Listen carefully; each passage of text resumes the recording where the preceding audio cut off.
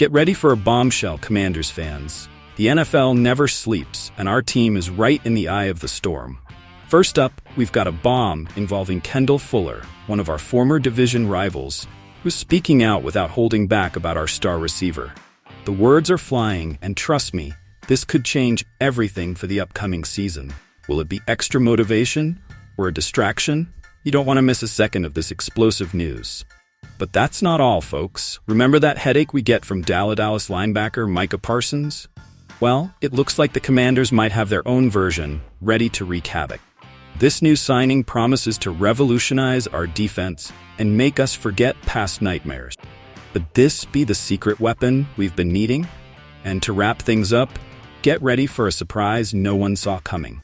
One of our young talents, drafted just 4 years ago, has made a decision that will shake the team to its core. This unexpected news could alter our future plans. How will this impact our offensive lines? Don't blink, because every second counts in this wild NFL world. If you're a true Commanders fan, you can't miss a single detail of these breaking stories. Smash that like button, subscribe now, and hit that bell, because the next big news might just be the one that takes us straight to the Super Bowl. Let's go, Commanders. This is our year. Want to know what's really going on with the Commanders? Let me tell you something, fam. We've got a situation on our hands, and you need to hear this. Remember our former cornerback? Yeah, the one who decided to bounce to Miami for a few $1 million. Well, it seems he can't keep our team out of his mouth. And you know what? I think he's trying to play both sides. He says it was fun seeing his old teammates. Fun? I ask you, is it fun going up against the guys you once called family on the field? Now, let's not kid ourselves. This guy is talking about our star receiver. They're best buds. But let me tell you this, that friendship ended the moment he signed with the Dolphins. And what about that play where our QB fired a pass to McLaurin right in Fuller's face? That, my friends, is poetic justice.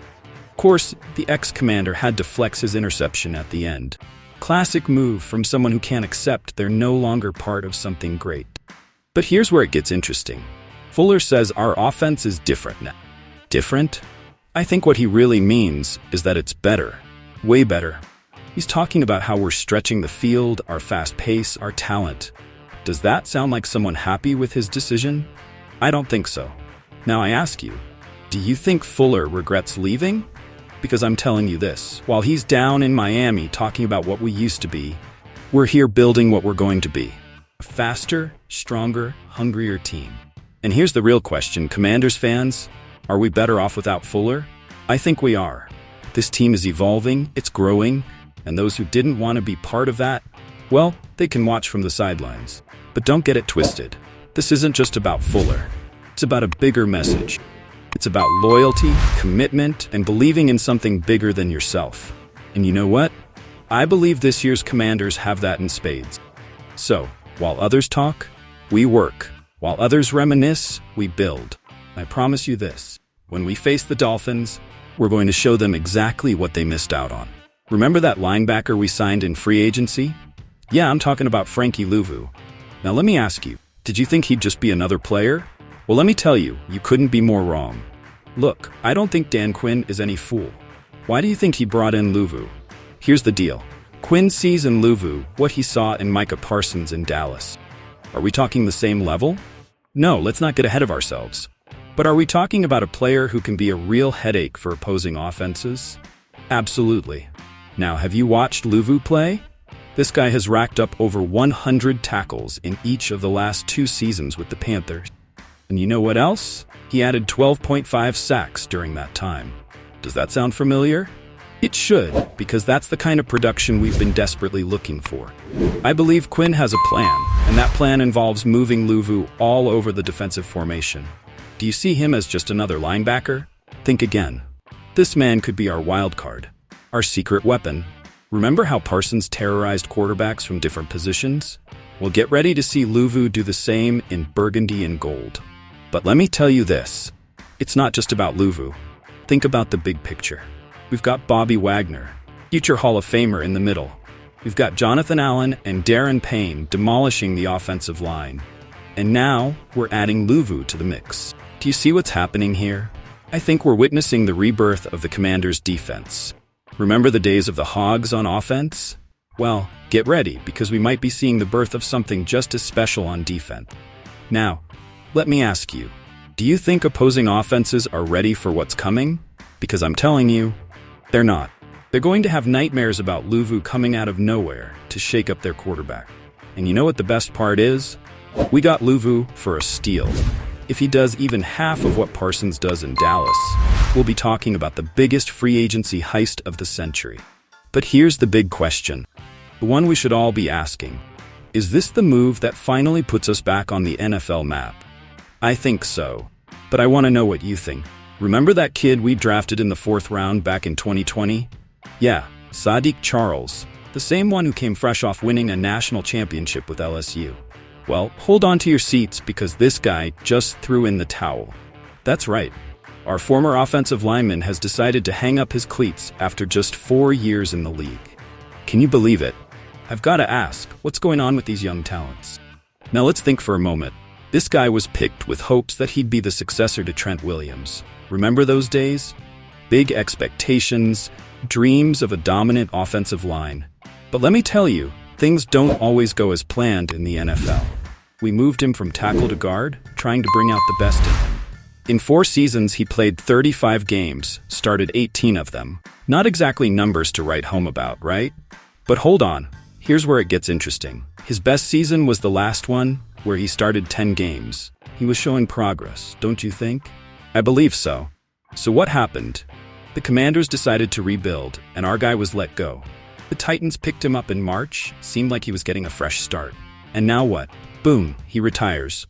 I've got to ask, what's going through this 25-year-old's mind? He missed several practices, all excused, before making this decision. Personal issues? Injuries we don't know about? Or did he just realize this wasn't for him? Now let's get serious for a moment. This isn't just about a player retiring. This is about the future of our franchise. Are we doing enough to develop and retain young talent? I think this situation forces us to look inward and question a few things. First, how are we managing the expectations of these kids coming out of college? We put enormous pressure on them, expecting them to be the solution to all our problems. That fair? I'm telling you, it's not. Second, are we providing the right environment for these young talents to thrive? Because let's be honest, moving from tackle to guard isn't a minor change. Are we being patient? Or are we chasing immediate results at the expense of long-term development? And third, and perhaps most importantly, what does this say about our team culture? When a young player with potential decides to retire so early, shouldn't we be asking if we're doing something wrong? I believe this retirement is a wake-up call. Not just for the Commanders, but for the entire NFL.